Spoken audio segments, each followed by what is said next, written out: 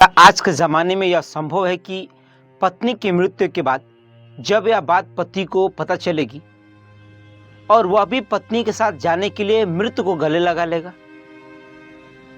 शायद ही ऐसे देखने को मिलता है, लेकिन गाजीपुर जिला के रेवतीपुर थाना क्षेत्र के रामपुर साधोपुर गांव में एक ऐसा ही मामला देखने को मिला है। बीते दिनों पत्नी की मृत्यु के बाद जब यह बात पति को पता चलती है तो वह भी अपना दम तोड़ देते हैं, क्योंकि उन्होंने जीने मरने की कस्में शादी के समय ठानी थी। शायद उसी को इन्होंने बखूबी निभाया है। लेखपाल पद से रिटायर कमलेश्वर उपाध्याय, जिनकी उम्र 87 साल थी, और उनकी पत्नी चंपा उपाध्याय, जिनकी उम्र 85 साल थी।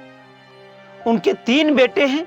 बड़े बेटे दयाशंकर, जो उत्तर प्रदेश पुलिस में, दूसरे नंबर वाले बेटे शिवाजी, जो कि परमाणु ऊर्जा विभाग में है, और सबसे छोटे बेटे मृत्युंजय उपाध्याय, जो कि सीआरपीएफ में कार्यरत है। पिछले कई दिनों से दोनों लोगों की तबीयत खराब थी और अस्पताल में इलाज चल रहा था।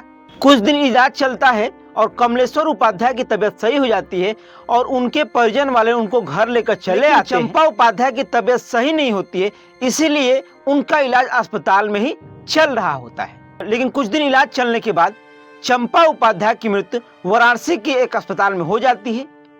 यह बात जब कमलेश्वर उपाध्याय को पता चलती है, जो उनके पति हैं, और सूचना मिलने के 1 घंटे बाद ही वह जमीन पे गिर जाते हैं और गिरने के बाद ही उनकी मृत्यु हो जाती है।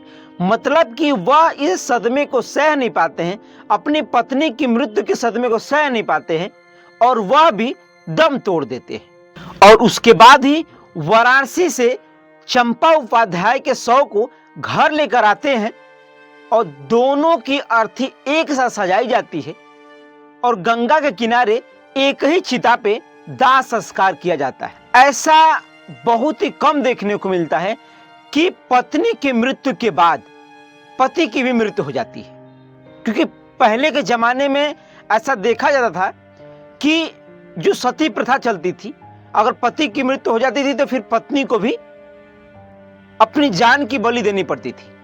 मतलब उसे भी चिता पे बैठा करके और फिर दाह संस्कार किया जाता था। मतलब कि एक सती प्रथा थी उस समय।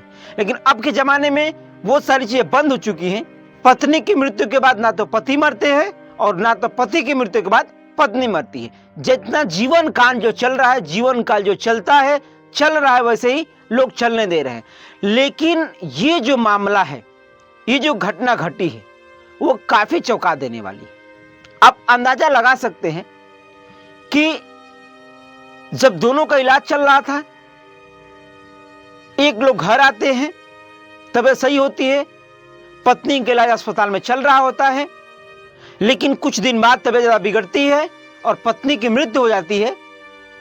और फिर उसके बाद जब ये बात पति को पता चलती है घर पे कि उनकी धर्मपत्नी की मृत्यु हो चुकी है, और यह बात जो है कि सुनने के 1 घंटे बाद ही वह सह नहीं पाते हैं और जमीन पे गिरते हैं और फिर मृत्यु हो जाती है। क्योंकि ऐसा कम ही केस देखने को मिलता है।